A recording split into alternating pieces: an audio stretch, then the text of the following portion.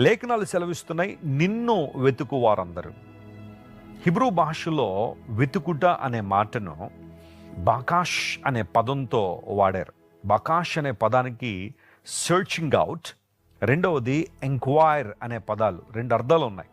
ఒకటి వెతకడం. చూడండి, యేసు ప్రభువు వారి లోకానికి వచ్చి ఆయన చెప్పిన మాట, మీకు అన్నీ అనుగ్రహించబడాలంటే మొదట దేవుని రాజ్యమును ఆయన నీతిని వెతకండి.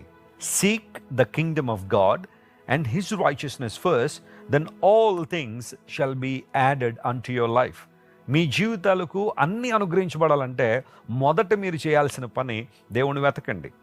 చాలామంది అంటూ ఉంటారు, ఎప్పుడైనా దేవుని వాక్యాలు విన్న తర్వాత, దేవుని మందిరానికి వచ్చిన తర్వాత, వెస్లీ గారు మీరు ఎప్పుడు కూడా దేవుని వెతకాలి, ప్రార్థన చేయాలి, దేవుని వాక్యం చదువుకోవాలి, దేవుని కొరకు జీవించాలని చెబుతున్నారు కదండి, ఇక మాకు వ్యాపారాలు వద్దా అండి, ఉద్యోగాలు వద్దా, పిల్లలు వద్దా, లేకపోతే ఈ జీవితంలో మేము ఏ పని చెయ్యొద్దా, ఇంకా ప్రభువుని వెతకడమేనా, ఆయన ఆరాధించడమేనా అని కొంతమంది అడుగుతూ ఉంటే, యేసు ప్రభువు వారు చెప్పిన మాటను జాగ్రత్త మనం గమనించాలి. మొదట ఆయన రాజ్యమును నీతిని వెతకండి.